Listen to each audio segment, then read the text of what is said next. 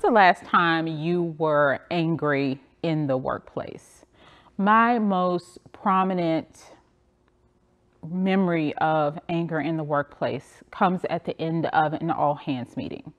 Now, an all hands meeting is an opportunity, of course, for the company to roll out any new initiatives to let the workforce know what's coming up. And in this particular all hands meeting, the company was rolling out some initiatives that some of us employees really weren't happy with. The initiative that was being rolled out really put us at a disadvantage, and we wanted to speak up against that. And when the opportunity came, we did just that. We spoke up and we gave our concerns, and we asked for some other options to be considered. Like any dynamic leader, our voices were heard and our leadership thanked us for our input, and the meeting ended just fine. It wasn't until after that meeting that it occurred to me or became evident to me that the culture we were working in doesn't actually match the message that was given in that all hands meeting. It was after this all hands meeting that I was pulled aside and I was asked never to speak up in a meeting again. I was told that if I had concerns, I should bring them to my manager privately. And beyond that, I shouldn't even speak about it at my desk in front of my coworkers. The concern was that as us older engineers were speaking with each other, the younger engineers would hear our concerns and have the same concerns. And that was not wanted by management. Now, in that moment, I was shocked. Once I got over the initial shock of it, that's when the anger set in. Because how dare you have us in this culture where you make us feel comfortable that we can speak up, but then privately you tell us we have no place, we have no voice. And in that moment, even though I started to feel anger, I did what I always did when I felt strong emotions in the workplace. I suppressed it and I walked away. And as I started to think about this, I realized we really do learn to suppress our emotions at a very young age. It was recently that I heard a friend of mine being interviewed for a podcast. And in this interview, she relayed being molested in the church at a young age. When she told her parents what had happened to her, they corrected her behavior. They sat her down and they gave her instructions. Don't go in his presence alone. Take someone with you. If you see him, smile and kind of walk away. She was taught to suppress what she was feeling and to placate the aggressor. And this is what we are often taught as we are growing up. None of the emotion and the anger that should have been directed towards this gentleman that touched her inappropriately, it wasn't directed towards him. Her behavior was corrected. And in that, she learned anger has no value. My anger has no place in this. My anger will not help the situation. And so many of us learned that at a young age. We learned that in church. We learned that in school as we're growing up. And eventually we take this into the workplace. And a lot of times our workplaces are places where we want to be positive. We want to bring solutions to the tables. We don't want problems. And when you bring your emotions, our workplace cultures don't know how to deal with it.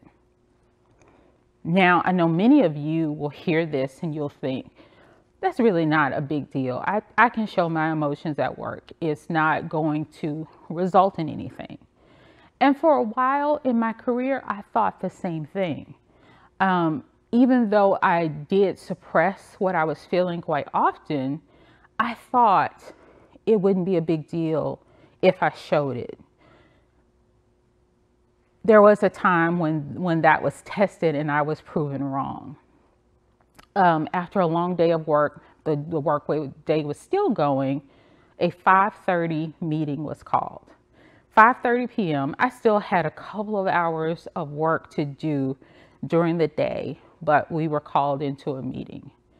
And an hour later, after sitting in this meeting that really should have been an email, I left visibly annoyed. I was so annoyed at this meeting. I still had a lot of work to do.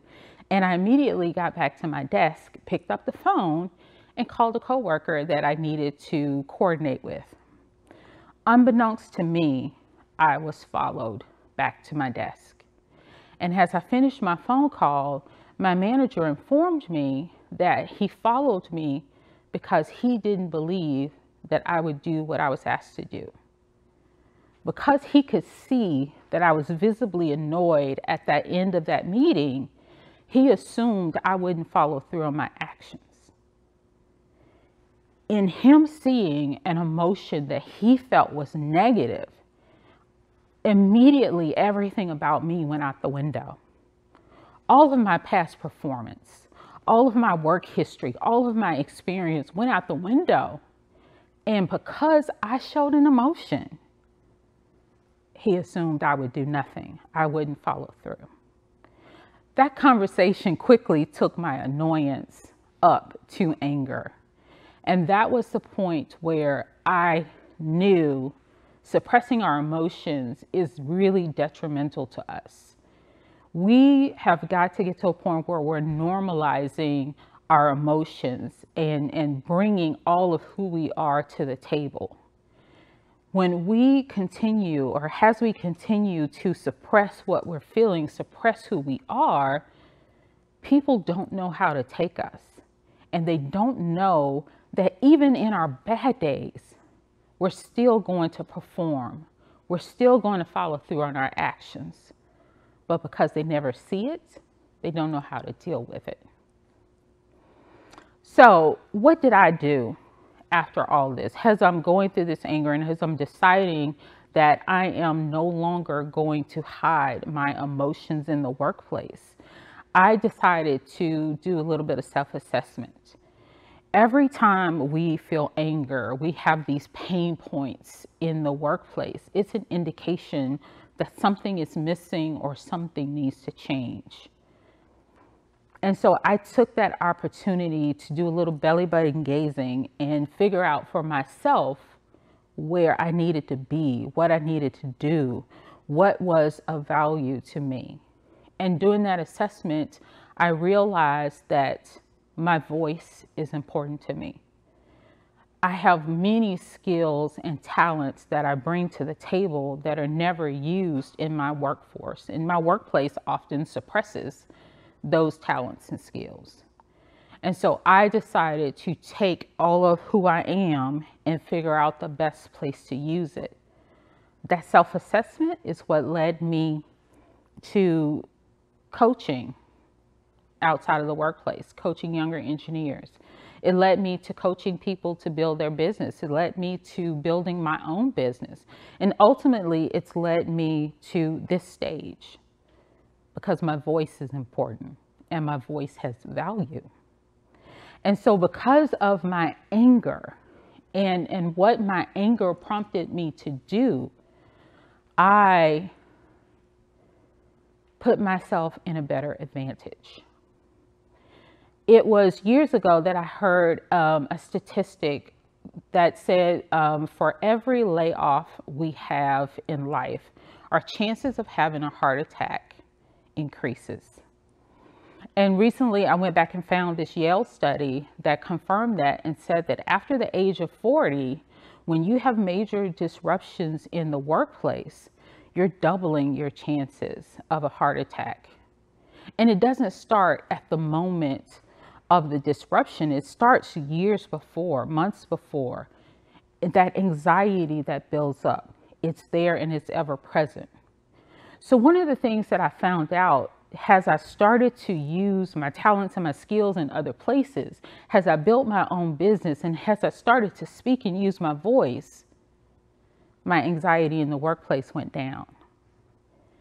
I no longer got as angry when things started to happen in the workplace, because I no longer felt fully invested in that workplace, such that if something were to happen, if I were to be laid off, if something went wrong where a manager felt like I wasn't going to perform because I had an emotion, because I showed I was human, because I had been doing all of these things, the anxiety lessened.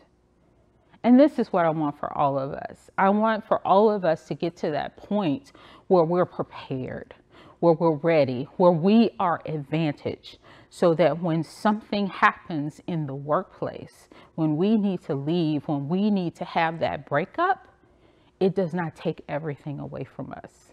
And at the end of the day, that's really what makes us advantaged. And so this is just the start of the conversation. Where will you take it from here?